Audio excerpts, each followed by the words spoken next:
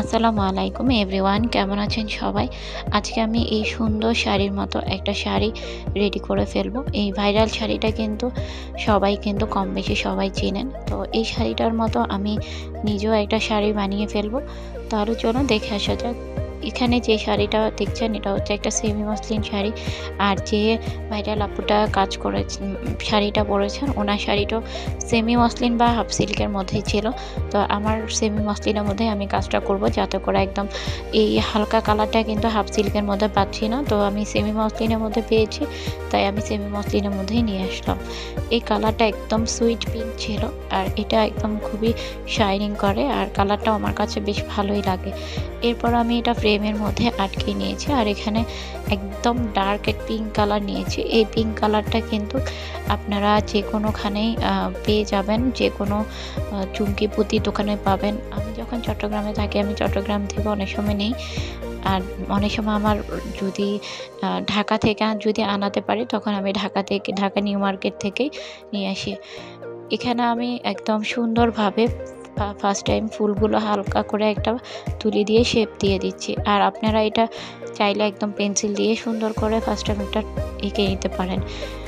এখানে আমি যে পিঙ্ক কালারটা ইউজ করেছি এটা একদম আমি পিঙ্ক কালার রং মানে মেজেন্টা কালার রং দিয়ে বেশি করে দিয়ে আমি কালারটা তৈরি করে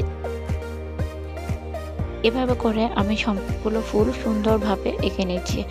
ফার্স্ট টাইম হবে আঁচলের অংশতে তিনটা করে 6টা ফুল হবে, আর পরবর্তীতে কুচির অংশে 3টা ফুল, তারপর নিচের বুকের অংশতেও 3টা ফুল, এভাবে করে ফুলগুলো হবে।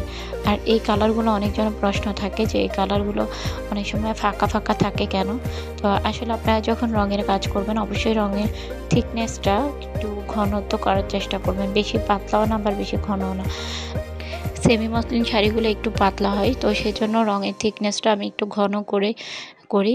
আর হাফ সিল্কের শাড়ি অত বেশি পাতলা হয় না, তো হাফ সিল্কের শাড়িতে তারপরও রঙের থিকনেসটা বেশি পাতলা করতে গেলে দেখা যাচ্ছে রঙটা তখন ভালোভাবে লাগে না, ভালো ফিনিশিং আসে না।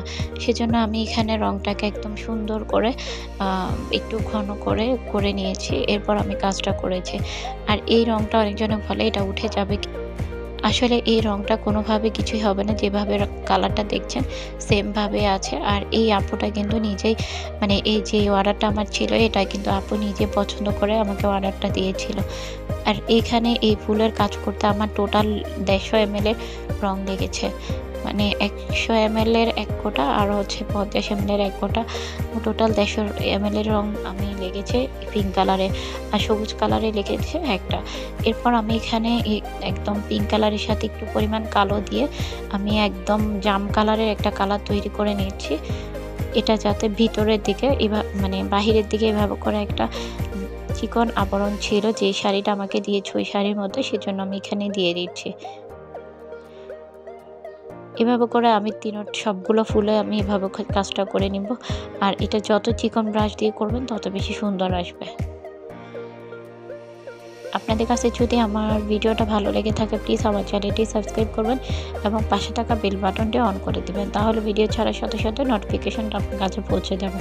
আর আপনারা কী ধরনের ভিডিও চান অবশ্যই কিন্তু জানাবেন, আমি চেষ্টা করব আপনাদের মতামত অনুযায়ী ভিডিওগুলো শেয়ার করতে। এরপর আমি এখানে সবুজ কালার নিয়ে সবুজ কালারটি দিয়ে দিচ্ছি। আমি সবুজের সাথে একটু পরিমাণ হলুদ কালার মিক্স করে এটা আরেকটু মানে টিয়া কালার টাইপসের করে নিয়েছি। সেই কালারটা আমি এখানে আস্তে আস্তে চিকন একটা ফ্ল্যাট ব্রাশ নিয়ে আমি সেটা দিয়ে দিচ্ছি।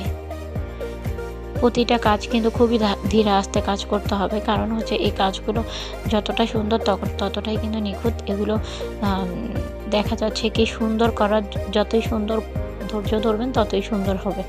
আমি এভাবে করে সম্পূর্ণ ফুলগুলো দিয়ে দিচ্ছি। এরপর জবা ফুলের ভিতরে যে মুকুলগুলো থাকে সেগুলোও আমি দিয়ে দিচ্ছি। এভাবে করে সুন্দর করে যদি দিয়ে দেওয়া যায় তাহলে কিন্তু শাড়ির লুকটা খুবই মানে ইউনিক আসে। এই তো ফাইনালি আমার একদম শাড়িটা কমপ্লিট হয়ে গেল।